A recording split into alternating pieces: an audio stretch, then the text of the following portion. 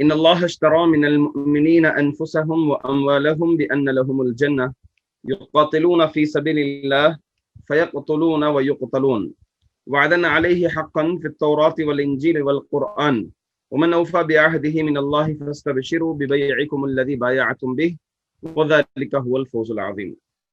معزز حاضرین و حاضرات، ہم لوگ پچھلے درس میں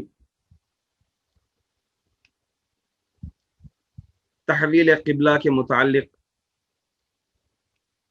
کچھ اہم باتیں جانے تھے۔ آج انشاءاللہ چونکہ مدنی دور شروع ہوا ہے تو ابھی جنگوں کے متعلق، اسی طرح سے غزوات کے متعلق یہ باتیں ہمیں جاننی ہے کہ پہلی ہجری میں کیا واقع ہوئی، کون سی جنگ واقع ہوئی تھی، پھر دوسری ہجری میں کون سی جنگ واقع ہوئی تھی، تیسری ہجری میں کون سی جنگ واقع ہوئی تھی۔ ان جنگوں کے متعلق جاننا بہت اہم اور ضروری ہے۔ لہذا اس میں سب سے پہلی چیز، جنگوں کے متعلق جاننے سے پہلے کچھ جہاد کے متعلق کچھ اہم باتیں ہمارے لیے گھر میں نا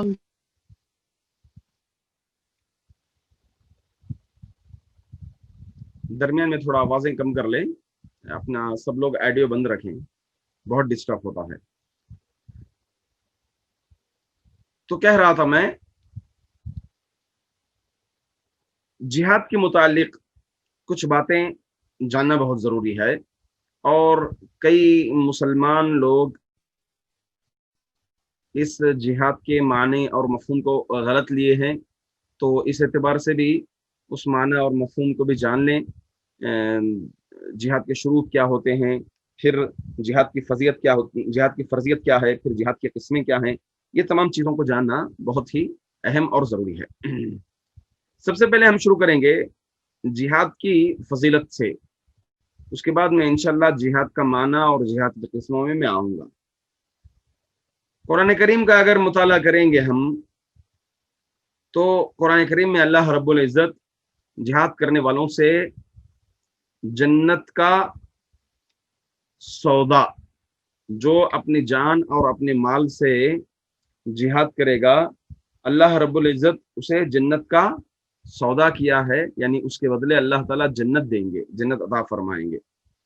چنانچہ اللہ تعالیٰ فرماتے ہیں، ان اللہ اشترى من المؤمنین انفسهم واموالهم بان لهم الجنہ یقاتلون فی سبیل اللہ فیقتلون ویقتلون وعدا علیہ حقا فی التوراة والانجیل والقرآن ومن اوفى بعهده من اللہ فاستبشروا ببیعکم الذی بایعتم به وذلک هو الفوز العظیم۔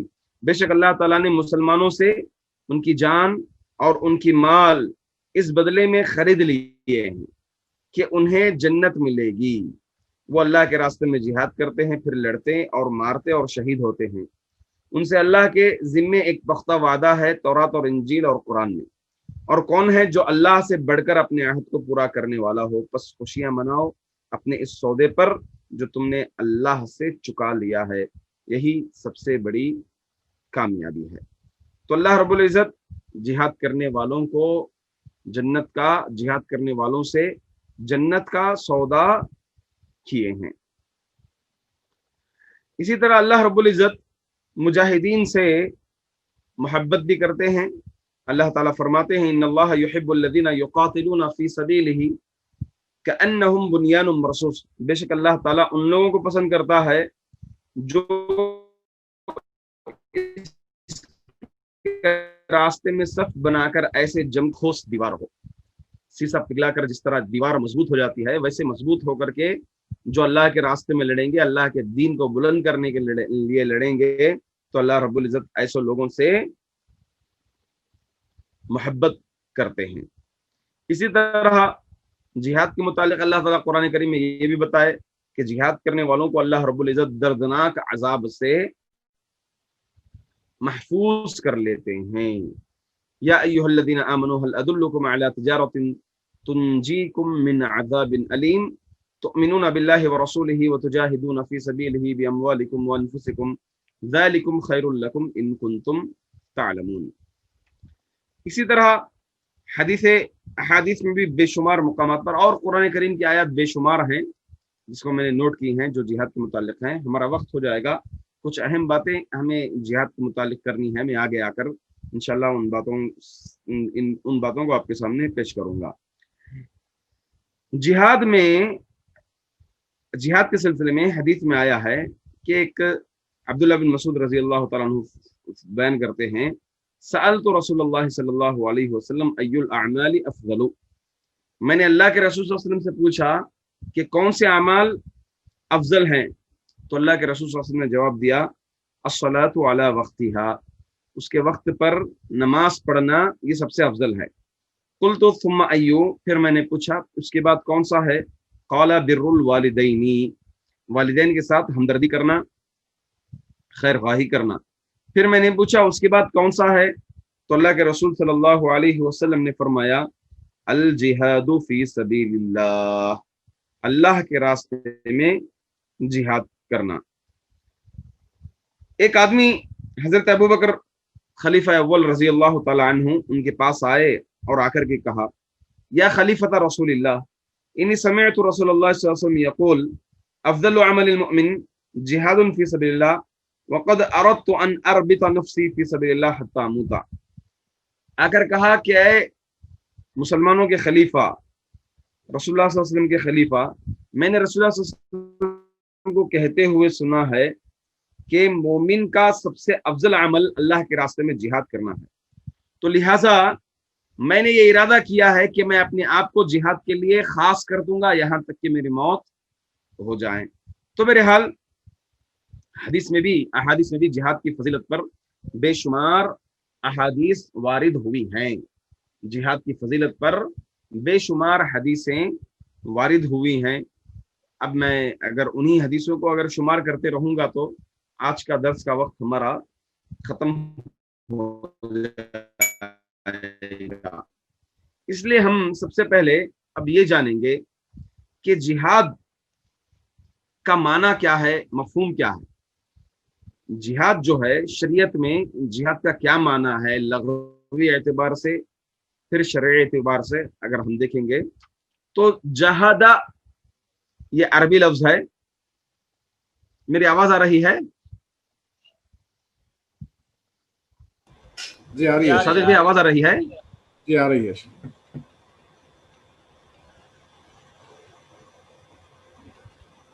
एक मिनट, मैं थोड़ा वाईफाई चेंज कर लेता हूँ जी।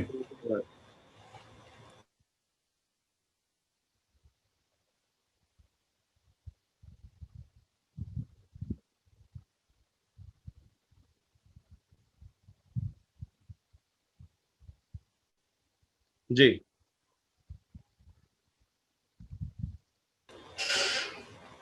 तो जिहाद ये अरबिक लफ्ज है, इसका असल वर्ड है जीम हा दाल, जहदा। इसके माने होते हैं अरबी जबान में कोशिश करना, मेहनत करना। ये लुगत में इसके माने हैं, डिक्शनरी मीनिंग है कोशिश करना, मेहनत करना। जिहाद को अगर हम इस्तिलाही माने में अगर देखें तो इस्तिलाही माने दो होते हैं। एक है उमूमी इस्तिलाही माना क्या है इसका, और दूसरा है खुसूसी इस्तिलाही माना इसका क्या है। उमूमी इस्तिलाही माना अगर हम जिहाद का देखेंगे तो उमूमी माना यह आता है इस्तिवरागु मा फिल वसई व ताकती मिन कौलिन औ फ़िअलिन, हमारे कौल की और हमारे फ़ेल की पूरी कुव्वत को सर्फ कर देना जिहाद है उमूमी इस्तिलाह में। इसी तरह दूसरे मुकाम पर यह फरमाया गया बज़लु कुल्लि मिनहुमा जुहदहु फी दफ़ई साहिबिही। दो आदमी बहस कर रहे हैं या लड़ रहे हैं तो एक आदमी दूसरे आदमी को पछाड़ने के लिए, उसको उसकी कुव्वत कम करने के लिए अपने दिफा में पूरी ताकत जो लगा देता है उसको भी जिहाद कहा जाता है। तो ये उम्मी इस्तिलाह हो गई। اگر جہاد کی خصوصی اصطلاح ہم دیکھیں گے تو خصوصی معنی آتا ہے جہاد کا ہوا بذل الجہد فی قتال الکفارین، کافروں سے قتال کرنے میں کوشش کو صرف کر دینا، کافروں سے لڑنے میں اپنی کوشش کو صرف کر دینا، اس کو کہتے ہیں جہاد۔ اگر قرآن کریم میں جہاں کہیں بھی جہاد کا لفظ آیا ہے تو اس سے مراد اصطلاحی معنی ہوگا وہ ہے قتال الکفار لإعلاء کلمت اللہ تعالی بالسیف، کافروں سے جہاد کرنا، لڑنا، قتل کرنا اللہ کے کلمے کو بلند کرنے کے لیے تلوار کے ذریعے سے۔ یہ ہے جہاد کا معنی قرآن کریم میں اگر جہاد لفظ آئے تو۔ یہاں تک کہ اگر کوئی قرینہ پایا جائے تو ہم تبھی جو ہے جہاد کا عمومی اصطلاحی معنی لیں گے، ورنہ ہم خصوصی معنی ہی لیں گے جہاد کا، جب تک کہ کوئی قرینہ نہ پایا جائے۔ چلیے، جہاد کی قسمیں کیا ہیں؟ جہاد ایک ہے جہاد بالنفس، اپنے نفس سے برائیوں کو چھوڑنے اور نیکیوں کو کرنے پر آمادہ کرنا اپنے نفس کو، اپنے آپ کو۔ جیسے مثال کے طور پر کسی انسان کے پاس برائی کی عادت ہے، تدخین کی عادت ہے، بیڑی سگریٹ کی عادت ہے، اس کو تمباکو کی عادت ہے، نشے کی عادت ہے، تو اس کا یہ کوشش کرنا، یہ محنت کرنا اس کو چھوڑنے کے لیے، اس کی جو کوشش ہے، اپنے نفس کی خواہشات کو جو دباتا ہے، مارتا ہے، مار کر کے جو صبر کرتا ہے، اس کوشش کو کہتے ہیں جہاد فی النفس، نفس کا جہاد۔ دوسرا جہاد ہے مجاہدۃ الشیطان، شیطان سے جہاد۔ شیطان سے جہاد کیسا؟ شیطان کیا کرتا ہے؟ دلوں میں شبہات پیدا کرتا ہے، خواہشات پیدا کرتا ہے، برائی کے کام کرنے پر آمدہ کرتا ہے۔ ہم نے پڑھا تھا، ہم جانتے ہیں نفس کے متعلق، یعنی نفس امارہ سے، نفس لوامہ کے ذریعے نفس امارہ کو دبانا۔ نفس امارہ کیا ہے؟ نفس امارہ وہ کیفیت ہے جو بندے کو برے کام کرنے پر ابھارے، اس کو کہتے ہیں نفس امارہ، اس کیفیت کو کہتے ہیں نفس امارہ۔ نفس لوامہ کیا ہے؟ اس برائی کو روکنے کے لیے، اس خواہش کو روکنے کے لیے جو لڑائی ہوتی ہے اپنے آپ میں، یہ شیطان عموماً برائی کی طرف آمدہ کرتا ہے، شبہات ڈالتا ہے، خواہشات ڈالتا ہے، تو اس سے جو لڑا جاتا ہے اس کو کہتے ہیں مجاہدۃ الشیطان۔ جو خواہشات پیدا کر رہا ہے، ناجائز خواہشات، ناجائز شبہات پیدا کر رہا ہے دین کے معاملے میں، تو اس سے جو لڑا جاتا ہے اس کو کہتے ہیں مجاہدۃ الشیطان۔ اسی طرح ایک تیسری قسم ہے مجاہدۃ الفساق، فاسقوں سے، گنہگاروں سے جہاد۔ کیسے جہاد؟ انہیں نیکی کا حکم دے کر اور برے کاموں سے روک کر کے جو کوشش کی جاتی ہے امر بالمعروف نہی عن المنکر، اس معاملے میں خاص کر فاسق لوگ، مسلمان ہی ہے، فاسق ہے، کافر نہیں ہے، فاسق ہے، گنہگار ہے، وہ نمازوں کو چھوڑنے والا ہے، تو اس سے جو حکم دیتے ہیں ہم نمازوں کا، نماز پڑھنے کے لیے اس پر صبر کرنا، یا اس کوشش میں جو میدان میں لگے ہوتے ہیں نیک کاموں کے، تو اس کوشش کو بھی مجاہدۃ الفساق کہا جاتا ہے۔ چوتھی اور آخری قسم وہ ہے مجاہدۃ الکفار، کافروں سے جہاد کرنا۔ ہلو میں تھوڑا بزی ہوں، کلاس چل رہے ہیں۔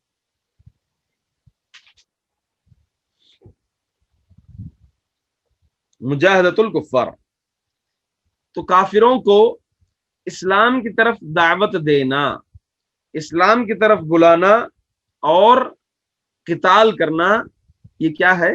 جہاد مجاہدۃ الکفار ہے۔ تو 4 قسمیں ہو گئی، کون سی؟ ایک مجاہدۃ النفس، اپنے نفس سے لڑنا، دوسرا ہے مجاہدۃ الشیطان، شیطان جو وسوسے ڈالتا ہے، جو شبہات ڈالتا ہے، جو خواہشات ڈالتا ہے، اس سے اپنے آپ کو روکنا، یہ بھی ایک مجاہدہ ہے، کوشش ہے۔ تیسرا ہے مجاہدۃ الفساق، یعنی فاسقوں سے، گنہگاروں کو اسلام کی دعوت دینے کے لیے تبلیغ کرنا، دعوت کا کام کرنا، یہ ہے مجاہدۃ الفساق۔ چوتھی قسم ہے مجاہدۃ الکفار، کافروں کو اسلام کی دعوت دینا اور ان سے قتال کرنا، یہ چوتھی قسم ہے۔ چلیے ابھی جہاد کے مرحلوں کو ہم پڑھیں گے کہ اسلام میں اللہ رب العزت مسلمانوں کو جو جہاد کا حکم دیا، اس کی مشروعیت کیسے سٹیپ بائی سٹیپ ہوئی، یہ اگر ہم سیرت کا مطالعہ کریں گے اور قرآن کریم کا مطالعہ کریں گے تو یہ بات ہم سے واضح ہو جائے گی۔ پہلے جو ہے مسلمانوں کے ساتھ مکی دور گزرا۔ مکی دور میں مکۃ المکرمہ میں مسلمان مظلوم تھے، تو ایسی صورت میں مسلمانوں کو صبر کا حکم دیا گیا تھا، لڑائی جھگڑے کا حکم نہیں دیا گیا تھا۔ صبر سے کام لینا اور استقامت سے کام لینا، اس چیز کا حکم جو ہے مکۃ المکرمہ میں اللہ رب العزت اللہ کے رسول صلی اللہ علیہ وسلم کو دیا تھا۔ شروع میں ایک آدمی آئے اللہ کے رسول صلی اللہ علیہ وسلم کے پاس، یہ سنن نسائی کی روایت ہے، گرچہ اس روایت میں تھوڑا بہت کلام ہے۔ آئے، آ کر کے کہا کہ اللہ کے رسول، جب ہم مشرک تھے تو ہم بہت طاقتور تھے، معزز تھے ہم، اب ہم جب ایمان لائے تو ذلیل ہو گئے ہیں، کیا ہم یہ کافروں کے ساتھ نہ لڑیں؟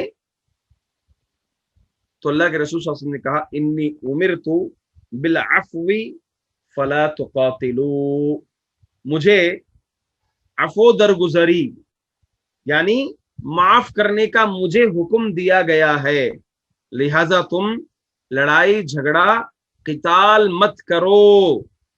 اللہ کے رسول صلی اللہ علیہ وسلم کا یہ حکم دینا اس بات کی دلیل ہے کہ مکۃ المکرمہ میں مسلمانوں کو صبر و استقامت کا حکم دیا گیا تھا۔ آپ قرآنی آیات بھی اگر دیکھیں گے، محمد کو دیوانہ کہا گیا، محمد صلی اللہ علیہ وسلم کو پاگل کہا گیا، مجنون کہا گیا، ساحر کہا گیا، تو اللہ رب العزت برابر اللہ کے رسول صلی اللہ علیہ وسلم کو اطمینان دے رہے تھے اور حکم دے رہے تھے، فاصبر کما صبر اولو العزم من الرسل ولا تستعجل لهم، کہ محمد تم صبر کرو جیسے اس سے پہلے اولو العزم رسول جو ہے صبر کیے ہیں، ویسے تم بھی جو ہے صبر کرو۔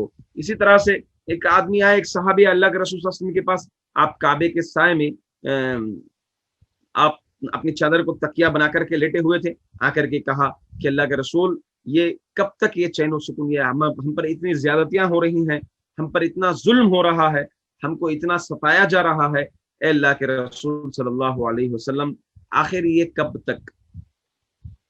تو اللہ کے رسول صلی اللہ علیہ وسلم نے کہا، یہ معاملہ کچھ نہیں ہے، پچھلے انبیاء جو آپ سے پہلے آئے تھے ان پر جو ایمان لانے ظلم کیا گیا، یہاں تک کہ ان کے ساتھ ایسا سلوک کیا گیا کہ انہیں ایک گڑھا کھود کر کے اس میں کھڑا دیا جاتا تھا اور پھر آرا لے کر کے ان کو آدھے کا آدھا قطر دیا جاتا تھا، تو لہٰذا تم صبر کرو۔ اللہ کے رسول صلی اللہ علیہ وسلم حکم دیے اور ایک پیشن گوئی کی کہ تم دیکھو گے کہ ایسا زمانہ آئے گا کہ یمن کے مقام سے ایک خاتون اکیلی آئے گی، تنہا طواف کرے گی، اسے کوئی بھی جو ہے تکلیف پہنچانے والا نہیں ہوگا، یعنی یہ اشارہ دیا کہ انشاءاللہ العزیز اسلام جو ہے اللہ کی اجازت سے غالب ہو کر کے رہے گا۔ یہ اللہ کے رسول صلی اللہ علیہ وسلم اپنے صحابہ کو حکم دیے۔ تو اس سے معلوم ہوتا ہے کہ مکۃ المکرمہ میں مسلمانوں کو صبر کا حکم دیا گیا۔ چنانچہ اللہ رب العزت فرماتے ہیں، الم تر الی الذین قیل لهم کفوا ایدیکم واقیموا الصلاة وآتوا الزکاة فلما كتب عليهم القتال اذا فريق منهم يخشون الناس كخشية الله او اشد خشية وقالوا ربنا لما كتبت علينا القتال، تم نے ان لوگوں کو بھی دیکھا جن سے کہا گیا کہ اپنے ہاتھ روکے رکھو اور نماز قائم کرو اور زکات دو، یعنی مکۃ المکرمہ میں اپنے ہاتھوں کو روکے رکھنے کا اللہ رب العزت جو ہے حکم دیا تھا۔ اب اس میں علماء کرام بتاتے ہیں کہ جہاد سے جو روکنے کا حکم دیا گیا تھا، صبر کرنے کا جو حکم دیا گیا تھا، اس میں کیا حکمتیں تھیں؟ علماء کرام کچھ حکمتیں ذکر کرتے ہیں، حدیثوں سے تو نہیں معلوم ہوتا، سیرت نگار اور دیگر علماء کرام جو ہے کچھ حکمتیں ذکر کرتے ہیں کہ مکۃ المکرمہ کے یہ حالات تھے، ان حالات کے پیش نظر جو ہے اللہ رب العزت مسلمانوں کو صبر کا حکم دیے تھے۔ وہ حالات کیا تھے، کن وجوہات کی بنا پر، کن حکمتوں کی بنا پر؟ پہلی بات یہ ہے، کہتے ہیں چونکہ جو ہے اسلام کا دور جو ہے ابتدائی دور تھا، اسلام ابھی ابھی جو ہے اللہ تعالیٰ جو ہے رسول اللہ صلی اللہ علیہ وسلم کو جہری دعوت کا حکم دیا تھا، تو لہٰذا ایسی صورت میں لوگوں کی تربیت کرنے کے بجائے، لوگوں کو اسلام کرنے کے بجائے اگر لڑائی جھگڑا شروع کر دیں تو لہٰذا جو ہے اسلام کو اتنی سربلندی حاصل نہیں ہوگی، اس وجہ سے اللہ تعالیٰ جو ہے مسلمانوں کو قتال کرنے کا حکم نہیں دیے تھے۔ نمبر دو، دوسری بات یہ بھی بتاتے ہیں علماء کرام کہ مکے کے جاہلانہ معاشرے میں جنگ جوئی اور مقابلہ آرائی دین حنیف کی راہ میں بجائے خود ایک رکاوٹ بن سکتی۔ اگر مکۃ المکرمہ کے حالات کیسے تھے، بھائی لڑائی جھگڑا اگر کریں گے، مار پیٹ اگر کریں گے، دشمنی مول لیں گے تو دین کا کام نہیں ہو پائے گا، دینی دعوت نہیں دے سکیں گے، اس لیے جو ہے صبر کا حکم دیا گیا تھا۔ اب دیکھیں آل یاسر رضی اللہ تعالیٰ عنہ کے خاندان کو کتنی سزائیں دے کر کے پورے خاندان کو جو ہے شہید کر دیا گیا۔ اللہ کے رسول صلی اللہ علیہ وسلم کیا حکم دیے کہ صبر کرو، صبر کرو، تمہارے لیے جنت ہے، صبر کرو۔ حضرت بلال کو بھی یہی حکم دیتے تھے، حضرت زنیرہ رضی اللہ تعالیٰ عنہ کو بھی اللہ کے رسول صلی اللہ علیہ وسلم یہی حکم دیتے تھے کہ صبر کرو، تمہارے لیے جو ہے اس صبر کرنے میں تمہارے لیے جنت ہے۔ اسی طرح اس وقت یہ بھی حکمت علماء اکرام بتاتے ہیں کہ اگر جہاد کا حکم دیا جاتا تھا، کوئی ایک آدمی کیا ہوتا، کسی گھر سے، کسی خاندان سے ایک آدمی جو ہے اسلام قبول کرتا، تو اس کے اسلام قبول کرنے کے بعد اگر جہاد کا حکم دیتا تو معاملہ کیا ہوتا کہ ایک آدمی کو پورا خاندان مل کر کے لپیٹ میں لے سکتا تھا۔ تو اس لیے جو ہے اسلام کی سربلندی نہیں ہو سکے گی، اس لیے جو ہو سکتا ہے اللہ رب العزت جو ہے جہاد سے رکنے کا حکم دیے تھے اور صبر کرنے کا اللہ تعالی حکم دیے تھے۔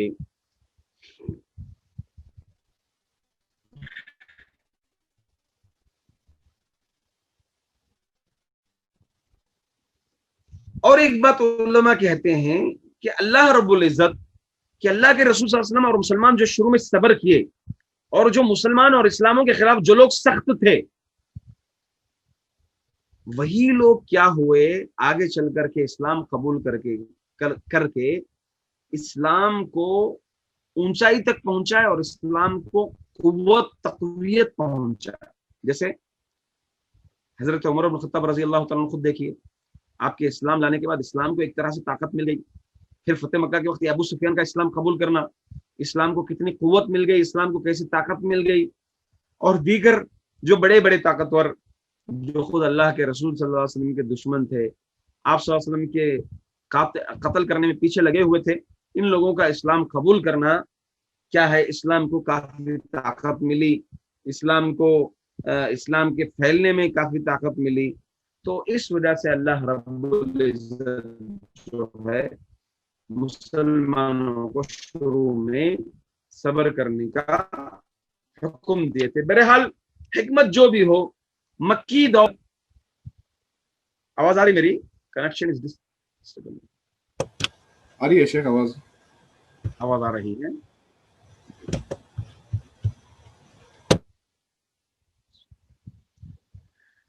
ابھی سوال یہ ہے کہ مسلمانوں کو عدم قتل کرنے کا حکم جو نہیں دیا گیا، اس کا مطلب یہ نہیں کہ مسلمان بھی کمزور تھے، بہت زیادہ کمزور تھے۔ موقع محل دیکھ کر کے اس وقت ہلکا پھلکا معاملہ چلتا تھا۔ خود دیکھیے حضرت عمر بن الخطاب رضی اللہ تعالیٰ عنہ، ان کے اسلام لانے کا واقعہ سیرت نگاروں نے ذکر کیا ہے کہ جب وہ اللہ کے رسول صلی اللہ علیہ وسلم کے پاس آئے تو اپنی تلوار، ننگی تلوار ہاتھ میں لے کر کے آئے تھے، दरवाजा खटखटाया, सहाबा इकराम सब बैठे थे आपके साथ। तो फौरी तौर पर हजरत जब झांका गया तो हजरत उमर इब्न खत्ताब रजी अल्लाह तो तलवार लटका करके आए हैं। तो उस वक्त हजरत हमजा ने कहा कि फिक्र ना करें, अगर उसका इरादा खैर है तो खैर लेके जाएगा, अगर बुरे इरादे से आया है उमर तो उसी तलवार से क्या है, उसका सर कलम कर देंगे।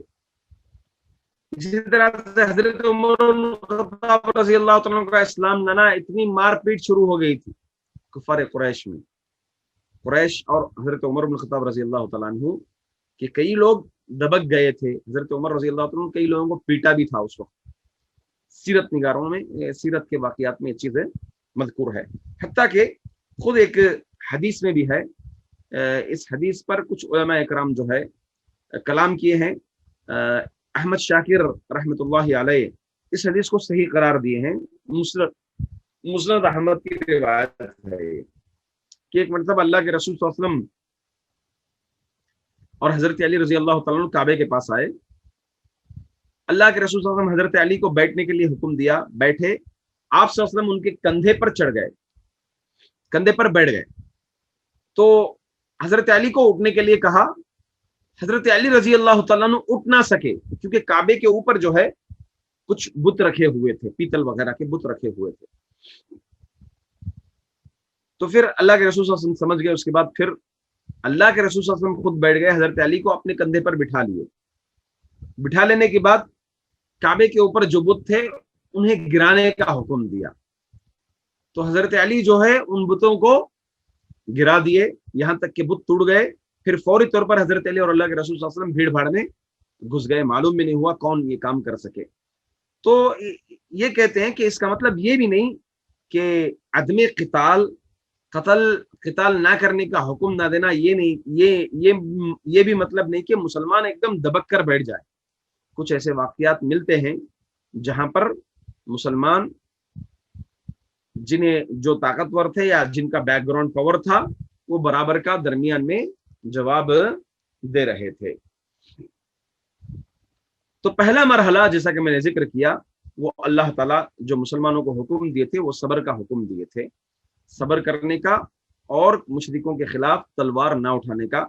और उसकी हिकमतें क्या हैं जैसा कि मैंने आपको बताया था, उन हिकमतों को आप जहन में रखें। दूसरा जो मरहला है क़िताल का वो है दिफा का मरहला। कौन सा मरहला? दिफा। दिफा मतलब, दिफा किसको कहते हैं? प्रॉफिट, जी, बचाव करना अपना बचाव करना, जिसको हम अंग्रेजी में डिफेंस या सेल्फ डिफेंस कहते हैं। अपना जो डिफेंस किया जाता है, ये दूसरा मरहला था मदीनतुल मुनव्वरा में। अल्लाह रब्बुल इज्जत कुरान करीम में फरमाए, उज़िना लिल्लज़ीना युक़ातलूना बिअन्नहुम ज़ुलिमू व इन्नल्लाहा अला नस्रिहिम लक़दीर अल्लज़ीना उख़रिजू मिन दियारिहिम बिग़ैरि हक़्क़िन इल्ला अन यक़ूलू रब्बुनल्लाह। अब देखिए पहला मरहला, वो मरहला कब से कब तक था? जहरी दावत से लेकर के हिजरत मदीना तक। कब से कब तक? जहरी दावत से लेकर के हिजरत मदीना तक, यानी 10 साल का तक हुक्म दिया गया था मुसलमानों को सब्र करने का।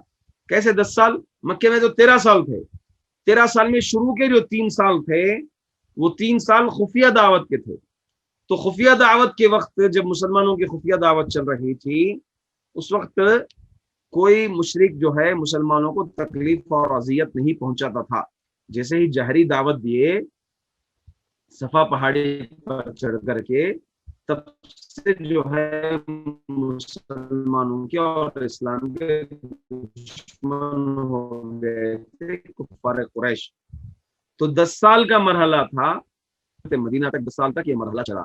दूसरा मरहला दिफा यानी डिफेंस का मरहला, ये मरहला जो है जिसकी आयत में नहीं पड़ी, उज़िना लिल्लज़ीना युक़ातलूना बिअन्नहुम ज़ुलिमू व इन्नल्लाहा अला नस्रिहिम लक़दीर अल्लज़ीना उख़रिजू मिन दियारिहिम बिग़ैरि हक़्क़िन इल्ला अन यक़ूलू रब्बुनल्लाह। उन लोगों को जिनके खिलाफ जंग जा रही है, जंग करने की इजाजत दे दी गई क्योंकि वो मजलूम है اور اللہ یقیناً ان کی مدد پر قادر ہے۔ یہ وہ لوگ ہیں جو اپنے گھروں سے ناحق نکال دیے گئے صرف اس قصور پر کہ وہ کہتے تھے ہمارا رب اللہ ہے۔ تو یہاں پر قتادہ رحمۃ اللہ علیہ فرماتے ہیں اپنی تفسیر میں، پہلی آیت ہے جو قتال کے بارے میں نازل ہوئی اور مسلمانوں کو قتال یعنی جنگ کرنے کی اجازت دے دی گئی۔ جی، مسلمانوں کو کون سی اجازت دے دی گئی؟ جنگ کرنے کی اجازت دے دی گئی۔ تو لہذا یہ مرحلہ مدینہ آنے کے بعد اپنے دفاع کے لیے اگر یہ کفار قریش آپ کے ساتھ جھگڑیں گے، آپ کے ساتھ لڑائی کریں گے، تو آپ اپنا سیلف ڈیفenس کیجئے۔ اجازت کا مطلب یہ ہے کہ اب مباح ہے، حکم مباح ہے، یعنی آپ اپنی حکمت دیکھیں۔ اگر وہ آپ کے ساتھ لڑنے آ رہے ہیں تو آپ چاہے تو رک جائیں، یا پھر اگر آپ چاہتے ہیں کہ ان کے خلاف آواز اٹھائیں، ان کے دفاع کے لیے آپ آگے بڑھیں، تو آپ آگے بڑھ سکتے ہیں۔ یعنی یہ حکم مباح ہے، آپ کے لیے اجازت ہے، یعنی جائز ہے۔ آپ اپنی حکمت کے پیش نظر جیسا چاہے ویسا قدم اٹھا سکتے ہیں۔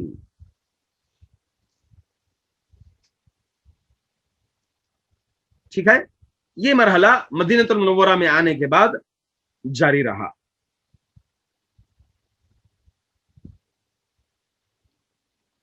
تیسرا مرحلہ، جنگ کرنے والوں سے لڑنے کا حکم، یعنی جو لوگ لڑنے کے لیے آ رہے ہیں صرف انہی کے ساتھ لڑیں، ان کے علاوہ کسی اور سے نہ لڑیں۔ یہ تیسرا مرحلہ ہے۔ اللہ تعالیٰ فرماتے ہیں وَقَاتِلُوا فِي سَبِيلِ اللَّهِ الَّذِينَ يُقَاتِلُونَكُمْ وَلَا تَعْتَدُوا إِنَّ اللَّهَ لَا يُحِبُّ الْمُعْتَدِينَ۔ تم ان لوگوں کے ساتھ جہاد کرو جو تمہارے ساتھ لڑنے آئے ہیں، تمہارے ساتھ جو جہاد کر رہے ہیں، وَلَا تَعْتَدُوا، اور تم اس میں کوئی زیادتی نہ کرو، إِنَّ اللَّهَ لَا يُحِبُّ الْمُعْتَدِينَ، اللہ تعالیٰ زیادتی کرنے والوں کو پسند نہیں کرتے۔ تو معلوم کیا ہوا؟ تیسرا مرحلہ وہ مرحلہ جو آپ سے جنگ کرنے کے لیے آ رہے ہیں، صرف انہی کے ساتھ آپ جنگ کریں۔ آپ دیکھیں گے یہ تقریباً فتح مکہ سے پہلے تک بھی جو لوگ مسلمانوں سے لڑنے کے لیے آ رہے تھے، جنگ کرنے کے لیے آ رہے تھے، اور پہلا اسٹیپ وہی لوگ اٹھا رہے تھے، مسلمان کہیں بھی پہلا اسٹیپ نہیں اٹھائے۔ آپ چاہے بدر کا معاملہ لے لیجئے، احد کا معاملہ لے لیجئے، خندق کا معاملہ لے لیجئے، اسی طرح سے آپ دیگر جنگوں کا حنین تو بہرحال فتح مکہ کے بعد تھی، اس سے پہلے کے جنگیں جتنی بھی ہیں، آپ اس کا معاملہ اٹھا کر کے دیکھیے کہ اس میں صرف وہ لوگ جو لڑنے کے لیے آئے تھے، صرف انہی کے ساتھ لڑنے کا حکم دیا گیا تھا، دیگر کسی کافر سے لڑنے سے منع کر دیا گیا تھا۔ چوتھا مرحلہ، مشرکین سے قتال یعنی جنگ کرنے کی عمومی اجازت، مشرکین سے جنگ کرنے کی عمومی اجازت مطلب کیا ہے کہ اب تم مشرکوں سے لڑ سکتے ہیں۔ اللہ رب العزت فرمائے فَإِذَا انْسَلَخَ الْأَشْهُرُ الْحُرُمُ فَاقْتُلُوا الْمُشْرِكِينَ حَيْثُ وَجَدتُّمُوهُمْ وَخُذُوهُمْ وَاحْصُرُوهُمْ وَاقْعُدُوا لَهُمْ كُلَّ مَرْصَدٍ فَإِنْ تَابُوا وَأَقَامُوا الصَّلَاةَ وَآتَوُا الزَّكَاةَ فَخَلُّوا سَبِيلَهُمْ إِنَّ اللَّهَ غَفُورٌ رَحِيمٌ۔ یعنی آپ اعلان کر دیجئے، آپشن دے دیجئے کہ اسلام قبول کریں، اگر نہیں کرتے ہیں تو ٹیکس جزیہ دینے کے لیے تیار ہو جائیں، اگر ٹیکس نہیں دیتے ہیں تو لہٰذا قتال کے لیے تیار ہو جائیں۔ دیکھیے کیا ہے، تین سٹیپ۔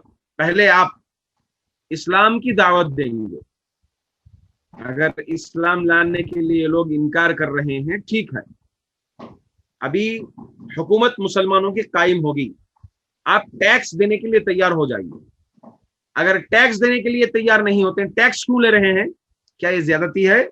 نہیں، بلکہ جو ہے ٹیکس لینے کا مطلب یہ ہے کہ آپ کی جان کی، آپ کی مال کی مکمل حفاظت کریں گے، ہم مسلمان حفاظت کریں گے آپ کی جان کی، آپ کے مال کی۔ کوئی بھی کافر کو مسلمان بھی نہیں مار سکتا، زیادتی نہیں کر سکتا۔ اگر زیادتی کیا تو ہم اسلامی حکومت سے اس کا مواخذہ کریں گے۔ ٹیکس کا مطلب یہی ہے۔ تو یہ جو رکشا کر رہے ہیں، یہ جو حفاظت کر رہے ہیں، آپ اس کے بدیل میں ٹیکس دینا ہے۔ ویسے تو مسلمان بھی نکالتے ہیں، زکوٰۃ نکالتے ہیں، مسلمان زکوٰۃ نکالتے ہیں، تو لہذا تم لوگ جو ہے ٹیکس کے طور پر اس چیز کو سمجھنا چاہیے۔ دیکھیے کئی لوگ جو غلط فہمی میں ہوتے ہیں، یہ تو ظلم ہو گیا کہ یا تو کلمہ لاؤ یا پھر جو ہے پیسہ دو، ٹیکس دو، یا پھر جنگ کرو۔ یہ ایسا سمجھتے ہیں کہ اسلام جو ہے تلوار کے زوروں سے پھیلا۔ نہیں میرے بھائی، بلکہ اسلام کی دعوت دیتا ہے بڑے ڈیسینسی سے، بڑی اخلاق سے۔ اگر نہیں تو آپ ٹیکس دو۔ ٹیکس کس لیے دے رہے ہیں؟ آپ کے زمین کی حفاظت مسلمانوں کی ذمہ داری ہے، آپ کے مال کی حفاظت مسلمانوں کی ذمہ داری ہے، آپ کے جان کی حفاظت مسلمانوں کی ذمہ داری ہے، آپ کی سرزمین کی مکمل حفاظت مسلمانوں کی ذمہ داری ہے۔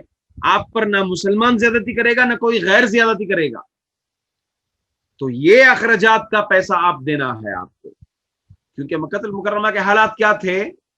ہاں، کوئی جان کی، مال کی، کسی کی کوئی گارنٹی نہیں تھی، مگر مسلمان یہ گارنٹی دیں گے، آپ کو اپنی امان میں لیں گے۔ تو اس چیز کا آپ ٹیکس عطا فرمائیں۔ اگر اس کے لیے بھی تیار نہیں ہوتے تو آپ جنگ کے لیے تیار ہو جائیں۔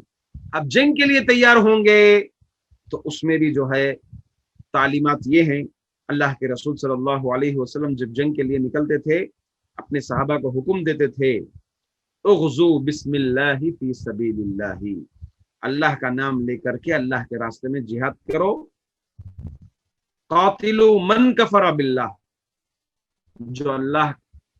جو کافر ہے، اللہ کے ساتھ کفر کرتا ہے، اس کے ساتھ جنگ کرو۔ اغزو فلا تغلوا ولا تغدروا، جنگ کرو، خیانت مت کرو، عہد شکنی مت کرو، اور ولا تمثلوا، مثلا نہ کرو۔ مثلا کس کو کہتے ہیں؟ کسی کا ہاتھ کاٹ دینا، کسی کا ناخون کاٹ دینا، کسی کی انگلی کاٹ دینا پکڑ کر کے، یہ مثلا، یہ جائز نہیں ہے اسلام میں۔ خامخواہ کسی کا ہاتھ کاٹ دینا، کسی کا پیر کاٹ دینا، کسی کا عضو کاٹ دینا، ایک پارٹس کاٹ دینا، یہ اسلام میں بالکل جائز نہیں ہے۔ اور پھر تعلیمات کیا ہیں؟ ایک تو مثلا نہیں کرنا، نمبر 2 ولا تقتلوا ولیدا، کسی بچے کو قتل نہیں کرنا۔ ولا تقتلوا ولیدا، بچے کو قتل نہیں کرنا۔ نمبر 3 کسی عورت پر قتل نہ کرنا۔ نمبر 4 کسی بزرگوں کو قتل نہ کرنا جو گھر پر بیٹھے ہیں۔ نمبر 5 اسی طرح جو عبادت گاہوں میں عبادت کر رہے ہیں انہیں بھی قتل نہیں کرنا، ان کے ساتھ بھی جنگ نہیں کرنا۔ جو عبادت میں مشغول ہے انہیں چھوڑ دینا، ان کی حالت میں انہیں چھوڑ دیجیے۔ جو کافر ہے، انکار کر رہا ہے، اس کے ساتھ تم باقاعدہ طور پر جنگ کرو۔ بچوں کو، عورتوں کو کیا ہے، آپ گرفت میں لے لو فوری طور پر۔ جو اسلام کا رواج ہوتا تھا، جو پہلے کا رواج ہوتا تھا، اس رواج کے تحت بچوں، عورتوں وغیرہ کو جو ہے قید کر کے لا لیا جاتا تھا۔ تو یہ اللہ کے رسول صلی اللہ علیہ وسلم کی اتنی پیاری تعلیمات خاص طور سے جنگ کے سلسلے میں تھے۔ اس کا مطلب یہ نہیں کہ جنگ کی اجازت مل گئی، عمومی فرضیت مل گئی تو بس جو کافر ہے اس کے خلاف تلوار اٹھا دو۔ یہ اسلام جو ہے اجازت نہیں دیتا۔ اس کے غلط مفہوم میں کئی لوگ پڑے ہوئے ہیں کہ دیکھو جہاد کر دینا چاہیے، ابھی حالات ایسے آ رہے ہیں، نعوذ باللہ من ذالک، حالات ویسے ہو رہے ہیں، جہاد کر دینا چاہیے۔ یہ سب معاملات جو ہے بالکل غلط ہیں، سراسر غلط ہیں۔ اس لیے جو ہے مفہوم کو، مطلب کو سمجھنا چاہیے۔ جہاد کے کچھ شروط ہیں جو خاص طور سے آج کے دور میں کیسا ہو سکتا ہے، میں آپ کو انشاءاللہ العزیز اس چیز کو آگے کے درس میں باذن اللہ تعالیٰ اور آگے سمجھاؤں گا آنے والے ہفتے میں انشاءاللہ۔ اللہ تعالیٰ ہم تمام کو اسلام کو سمجھنے کی اور قرآن و سنت کو پڑھنے کی، سمجھنے کی توفیق عطا فرمائے۔ اللہ تعالیٰ ہم تمام کو دین کی خدمت کرنے کی توفیق عطا فرمائے۔ آمین۔ وآخر دعوانا الحمدللہ رب العالمین۔